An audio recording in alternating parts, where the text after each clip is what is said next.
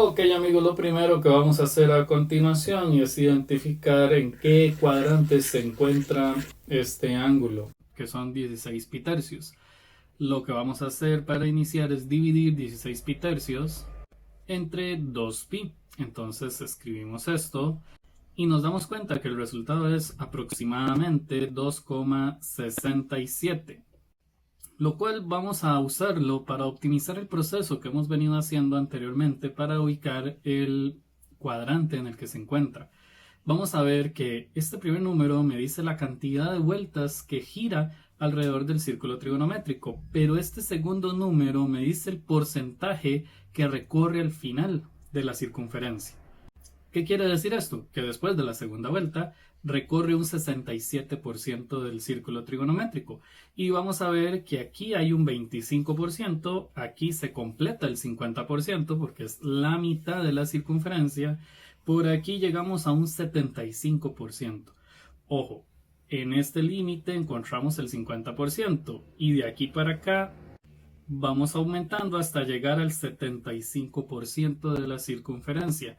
¿Qué quiere decir? Que si aquí me dice que es un 67%, entonces yo puedo intuir que el lado donde termina este ángulo es exactamente este. Vamos a tratar de dibujarlo, ¿por qué no? Puede ser útil. Nosotros decimos que el ángulo empieza aquí, le da una vuelta, le da dos vueltas y luego recorre el 67%, pero aquí estamos en el 50%, entonces tenemos que correr un poco más.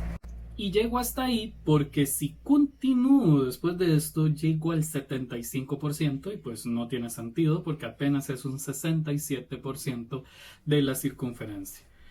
¿Qué va a suceder? Que ahora que sé que se encuentra en el tercer cuadrante, entonces voy a tratar de determinar cuánto mide este ángulo en su posición estándar, es decir, de este punto hasta este punto. Tengo que identificar esta medida de aquí. Entonces el proceso de esto es realmente fácil. Ahora que ya sabemos cuál es el cuadrante en el que se encuentra el ángulo, entonces vamos a recordar que por aquí habíamos dicho que daba dos vueltas a la circunferencia. Dos vueltas a la circunferencia, lo mismo que decir 2 por 2pi, lo cual nos da 4pi. ¿Y qué vamos a hacer con este 4pi? Se lo restamos al ángulo original, es decir, 16 tercios pi menos 4pi. Y dicha resta lo que nos daba era 4 tercios. Pero esto quiere decir que el ángulo que estábamos señalando en este punto, que iniciaba aquí y terminaba aquí, mide exactamente 4 tercios pi. Ahora vamos a pensar en cuál es el ángulo de referencia. Vamos a tener en cuenta que desde este punto hasta este otro punto nosotros tenemos pi. Y entonces quiero saber exactamente cuánto hay de este punto a este punto, el cual es el ángulo de referencia. Recordemos que esto es un ángulo de referencia porque está entre el eje X y el lado terminal del ángulo. Entonces, ¿qué es lo que debemos hacer? Pues simple, vamos a tomar el ángulo 4 tercios pi y le restamos pi. Y el resultado de esto sería pi tercios. Ojo, estamos diciendo que el ángulo de referencia es pi tercios. Por esto lo vamos a colocar de este color, el color de este ángulo de referencia. ¿Para qué me sirve esto? Bueno, nos vamos a venir aquí a los ejemplos anteriores y vamos a buscar el ángulo que dice pi tercios. Ven, pi tercios es este ángulo. Y vamos a ver qué sucede cuando hablamos de coseno, es decir, del eje X, pues la medida es un medio. Cuando hablamos de sen, es decir, y, la medida es raíz de 3 sobre 2. ¿Qué quiere decir esto? Que coseno de pi tercios es un medio y sen de pi tercios es igual a raíz de 3 sobre 2. Sin embargo, la relación entre estos no es totalmente directa. ¿Por qué? Porque realmente no vamos a obtener el sen de pi tercios. Realmente voy a obtener el sen de 16 tercios pi. Y habíamos dicho que 16 tercios pi termina en este lado, el cual se encuentra en el tercer cuadrante.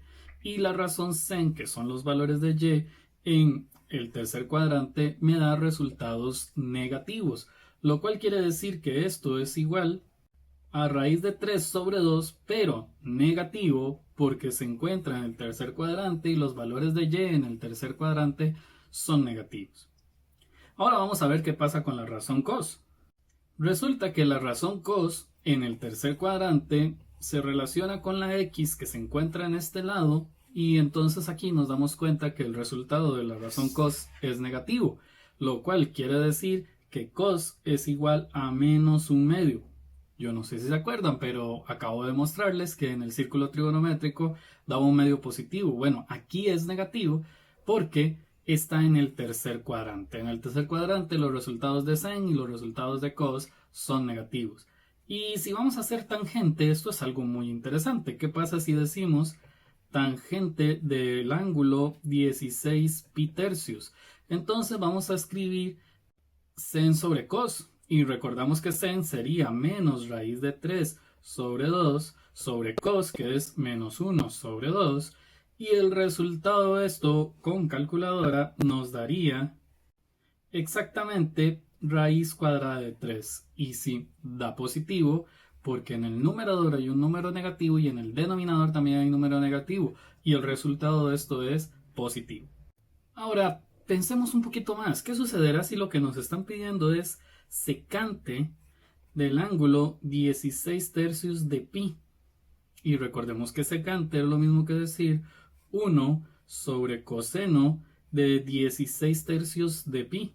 Y entonces vamos a observar por esta parte que coseno es igual a menos 1 sobre 2. Entonces, sustituyendo, nosotros vamos a escribir que esto es igual a 1 sobre menos 1 sobre 2. Pero cuidado, el 1 del numerador no solamente es 1. En el numerador podemos escribir 1 sobre 1, que sería lo mismo que escribir 1, y en el denominador escribimos menos 1 sobre 2. Por extremos y medios, podemos asegurar que el resultado de esta fracción compleja sería igual a 2 negativo. Es decir, el valor de secante de 16 tercios pi es igual a menos 2. Esto es realmente importante porque de esta forma podemos obtener también cotangente y también podemos obtener cosecante.